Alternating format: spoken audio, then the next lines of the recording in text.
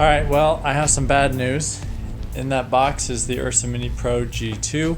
Sending it back to Lens Rentals because, well, it's faulty.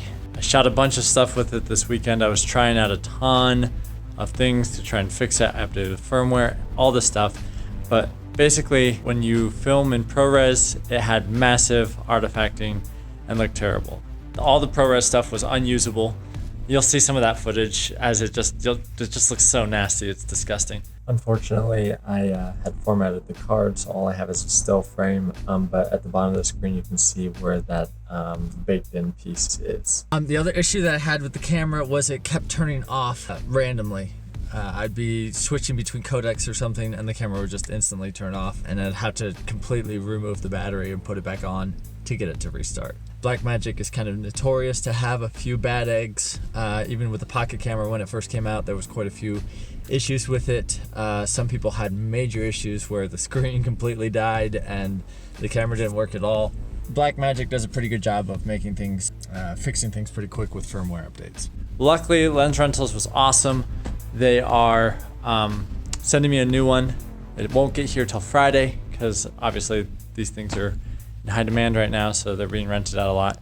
They're really great. The support team was awesome. I'm just sending it back to them, and they're going to send me another one on Friday to test out. So unfortunately, I was not able to get to a lot of the tests. I did try some low light tests between the Pocket Cinema camera and the new Ursa G2. The Ursa Mini Pro G2 can go up to 3200, but again, at 3200 it looks pretty awful.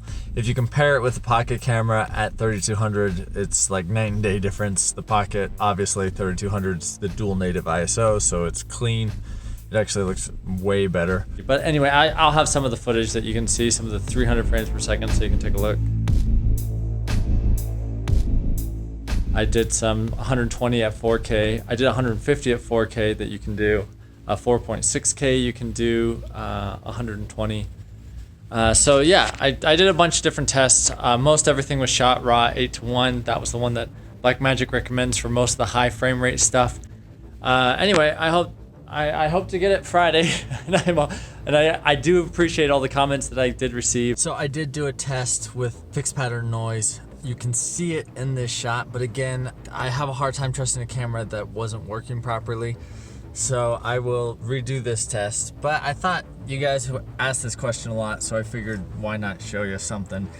So I wouldn't put this as like an end-all be-all review of it or anything. But I figured I'd give you guys something to take a look at and check out. So anyway, check that out, and be sure to subscribe because I will get to those videos very shortly, and excited to do so. All right, talk to you guys later. Peace.